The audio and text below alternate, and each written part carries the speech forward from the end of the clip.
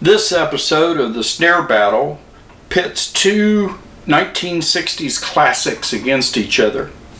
Here we have the infamous Ludwig LM400, or otherwise known as the Supraphonic.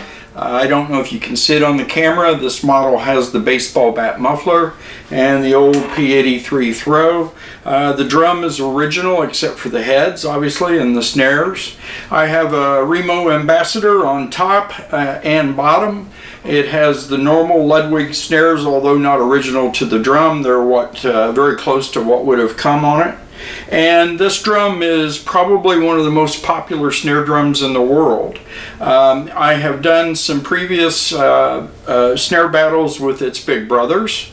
The 6.5 version, this one is a 5-inch version, 10 lugs, triple flange hoops, pretty much straight from the factory other than the heads. In this corner we have another 60s drum that wasn't so popular at the time, but has steadily gained almost a cult following, and I happen to be one of the members of the cult. This is a late 1960s Rogers Powertone.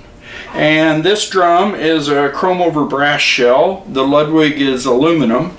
This is an 8-lug drum. It has the tall boy hoops on it. It has the Rogers clock face throw, and the internal muffler is just the normal knob, round knob, if you will.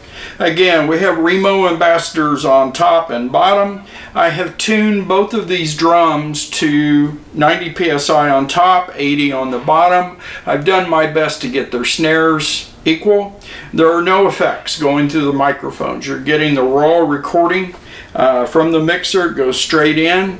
And so let me get in this extremely uncomfortable position here with the two snares between my legs and see if I can give you a sound sample, and then we'll come back and talk about what I hear personally and how I use these drums.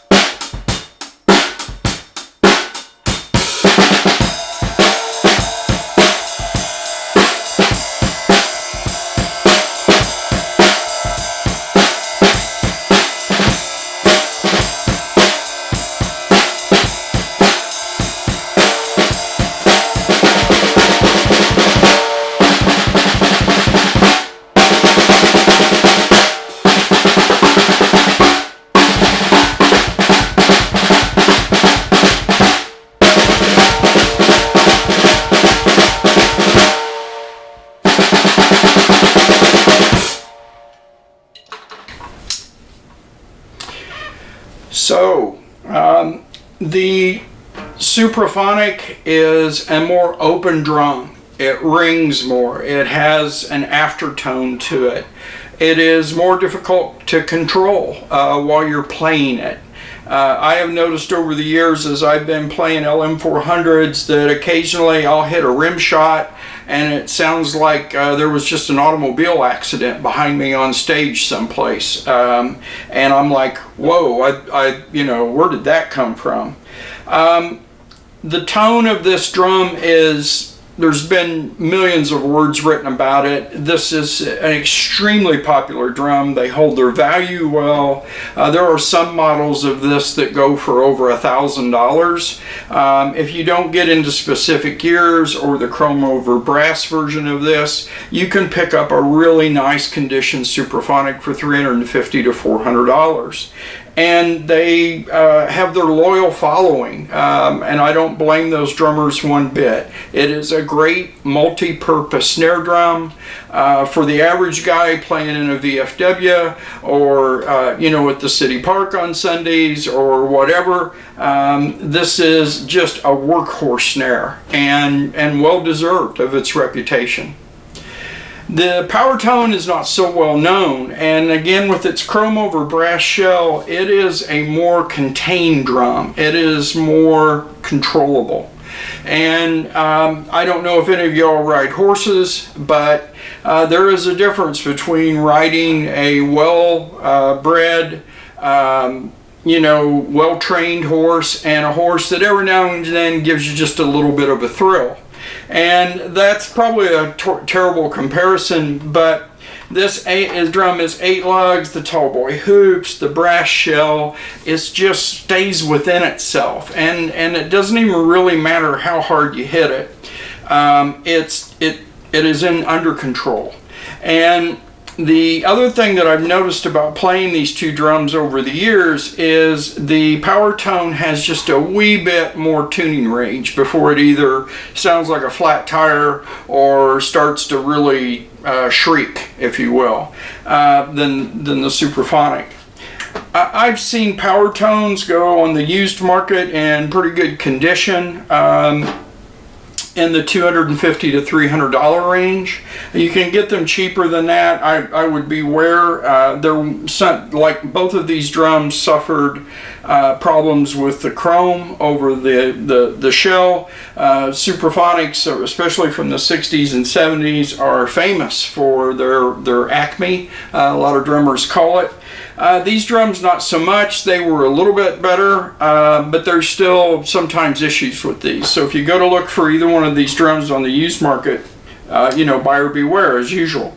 Both of these drums now are available, at least by name, are being still manufactured. The Supraphonic is relatively the same, still 10 lug.